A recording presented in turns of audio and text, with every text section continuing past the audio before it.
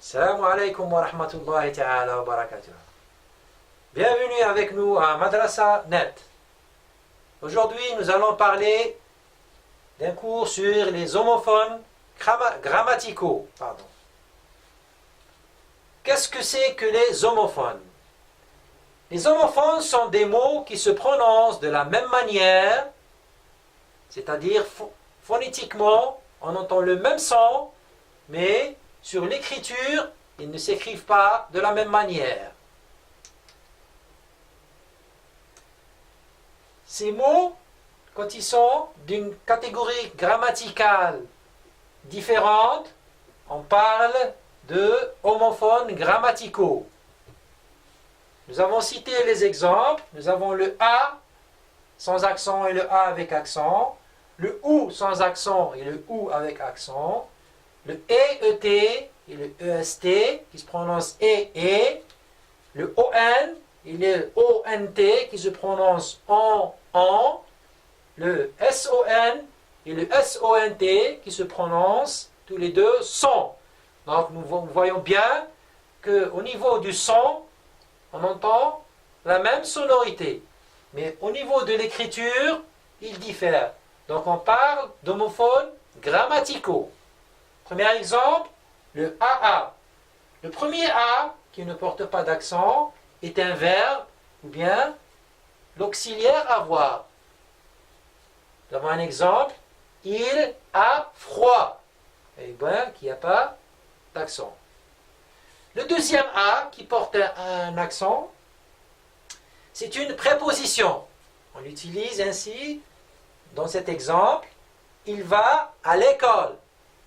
Il va à l'école, le A, il porte un accent.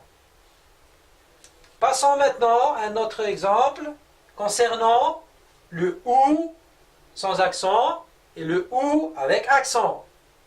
Le OU sans accent, lui, il peut être remplacé par ou bien. Pour parler d'un changement, on dit, exemple, il est arrivé ou pas. Un accent ou bien une autre. Il n'y a pas d'accent. Pour le deuxième OU qui porte un accent, il indique le lieu. C'est un adverbe de lieu. Exemple, je vais là où je veux. C'est un OU avec accent. Maintenant, nous allons parler du E et le E. Le premier E ne porte pas de S. C'est une conjonction de coordination qui peut être remplacée par ainsi que.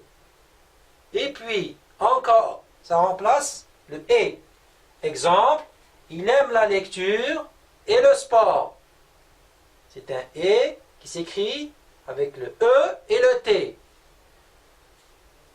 Et le deuxième E, qui est différent, qui a le même son que le E précédent, il s'écrit avec le E, S, T, et qui vient de l'auxiliaire ou du verbe être. Conjugué, il nous donne cet exemple, elle est fatiguée, il est en retard. Il est conjugué ce E, il se prononce de la même manière que le ET, mais il ne s'écrit pas de la même manière.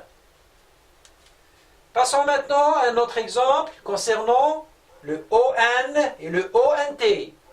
Le premier ON de ON, c'est un pronom personnel qui peut remplacer, qui se conjugue de la même manière que le il ou le elle, troisième personne du singulier. Par exemple, on n'est jamais trop prudent. On peut dire, il est jamais trop prudent ou elle est jamais trop prudente. Donc le on, c'est un on pronom personnel. La différence avec ce on, bien sûr sur la prononciation, c'est la même chose, on entend le même son, sauf que sur l'écrit, le ONT vient de l'auxiliaire ou du verbe avoir. Conjugué, il nous donne cet exemple, elles ont tort. Elles ont tort, avec la liaison bien sûr. Donc, ils sonnent de la même manière, mais ils s'écrivent d'une manière différente. On voit bien qu'il y a un T ici, et là, il n'y a rien. Le dernier exemple, c'est un exemple concernant le son. Il y a le son SON et le son SONT. Le premier son qui manque de T, c'est un déterminant. Il peut remplacer le ton ou le ment. Par exemple, on dit il a oublié son livre. Prends pas de T. Il a raté son train. Il a mangé son goûter. Donc tous ces sons-là, c'est des sons, des pronoms déterminants pour dire que cette chose appartient, c'est propre au sujet, il. Passons maintenant au son S-O-N-T.